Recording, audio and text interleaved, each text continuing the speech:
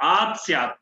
ये सूत्र जो है, ये सूत्र इंपॉर्टेंट है। अभी हम संख्या जब देखते हैं ना, द्वादश, अब द्वादश कैसे बना? अब कोई पूछ देगा कि द्वादश शब्द के वहां पे द्वादश ही क्यों बना, द्विदश क्यों नहीं बना? तब आपका उत्तर क्या होगा? कुछ नहीं। तो यही चीज है, जब आप ये सब चीज पढ़ोगे तो आपको मिल जाएगा। ये देखिए, महाजातीय शब्द, यहाँ पे ये सारा शब्द बन गया है।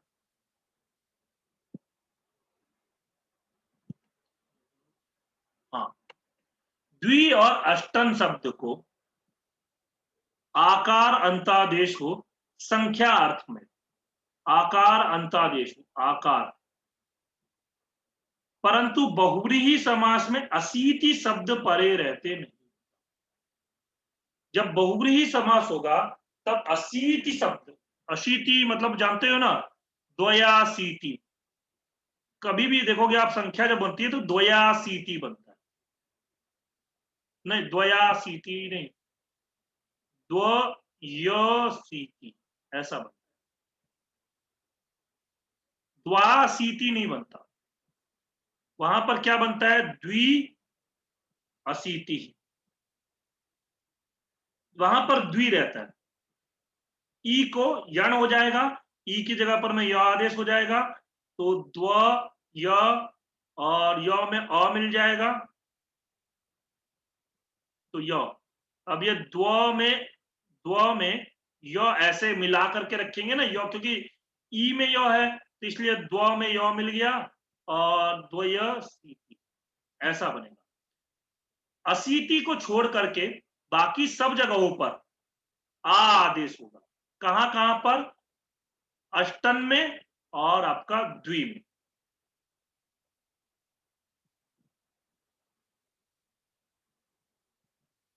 अष्टन और द्वि में। तो अष्टन मतलब आपका, इसीलिए देखोगे अष्टादश, अष्टाविंशति, अष्टात्रिंशत, अष्टत्रिंशत नहीं बनता, अष्टात्रिंशत, अष्टचत्वारिंशत, वहां पर अष्टचत्वारिंशत बनता है। वहां पर क्यों बनता है चत्वार, वो आगे आएगा तो बताऊंगा। जैसे यहां पर देखो द्वादश, वहां पर अष्टचत्वारिंशत अष्टाचत्वारिंशत विकल्प स्वरूप बनते हैं, दोनों रूप बन जाते हैं।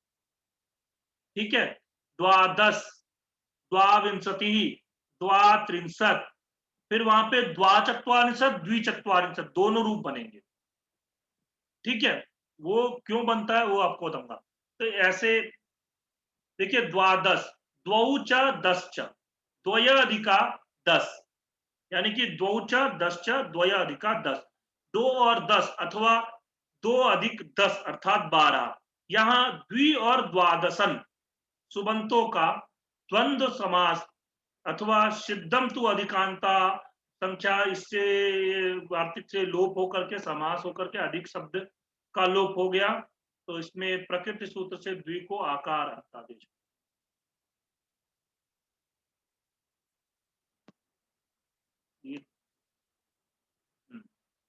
सूत्र कौन सा है? सूत्र को देख लेते दोबारा से।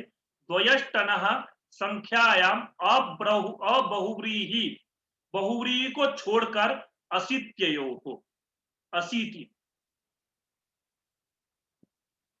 यहां पर देखिए, कुछ नहीं, ज्यादा कुछ काम नहीं करना है। द्वि च दस च, ये बना द्वि च दस च। अब यहां पर द्वि है तो द्वि दस, ये बनना चाहिए, परंतु द्वि को आ आदेश हो गया। द्वयष्टन अबहुव्रीहि सित्ययो, इससे आपका आ आदेश हो गया तो क्या बन गया? द्वा दस।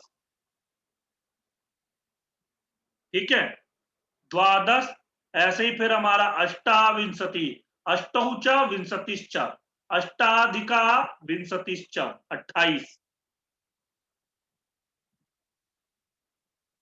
28 बनेगा। द्वाविंशति, द्वात्रिंशत, अष्टादश, अष्टात्रिंशत ऐसा बनता है। ठीक है, बाकी फिर ये मयूर कुक्कुटी, ये सारा परवल लिंगम च, कुक्कुट, ये समझ में आया ना? द्वादश, अष्टादश समझ में आ गया?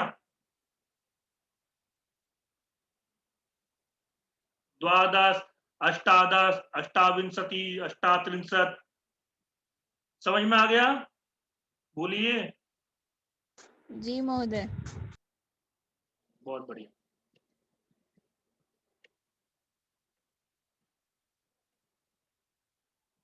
अब ये बोलते हैं, देखिए, मयूर कुक्कुटी, एक ऐसा आता है कुक्कुट मयूरियो इमे।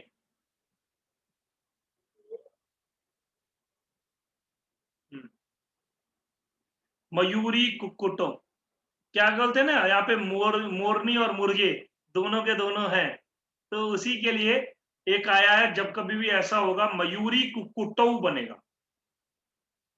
ठीक है, अर्ध पिप्पली, पिप्पली का आधा, ये इतने इंपॉर्टेंट नहीं है। पुरोड़ आशा, ये भी इंपॉर्टेंट नहीं है।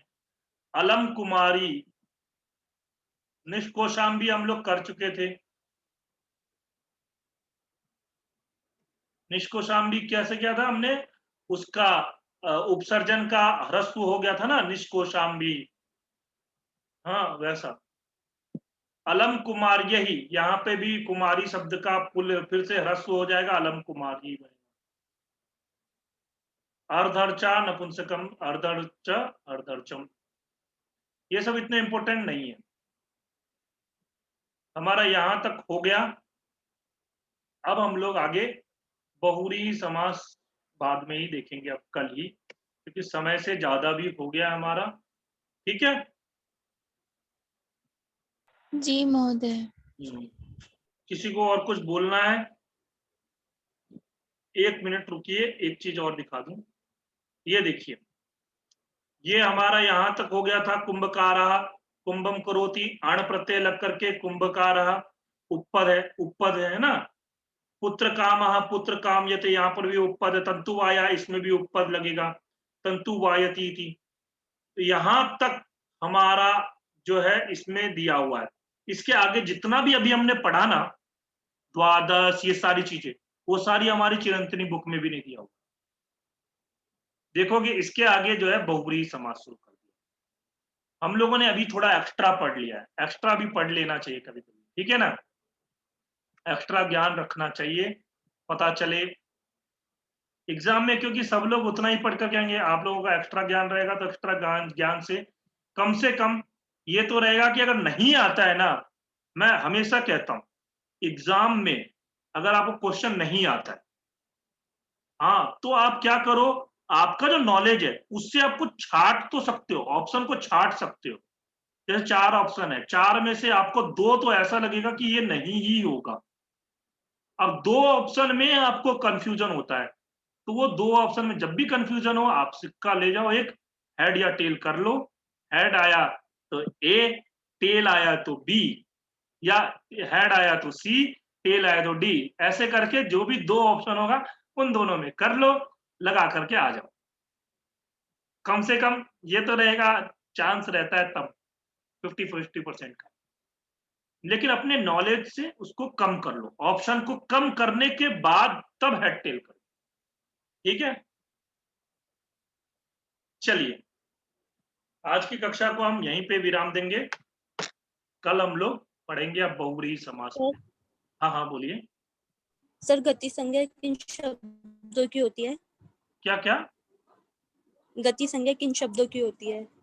गति संज्ञा होती है जब वो प्र आदि उपसर्ग जब आ जाते हैं ना, प्र आदि 22 उपसर्ग जो है, वो जब क्रियाओं के साथ में उसका प्रयोग किया जाता है, तब उनकी गति संज्ञा होती है। ठीक है सर। प्रभवती, हाँ, प्रभवती या अनुगच्छति, अवगच्छति, ये सारे प्रयोग जब कर रहे हैं तो इनकी क्या हो रही है, गति संज्ञा हो रही है। ठीक है,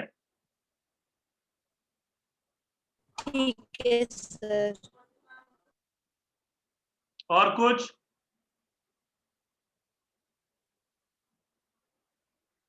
नहीं है? चलिए फिर, नमो नमः। नमो नमः। नमो नमः।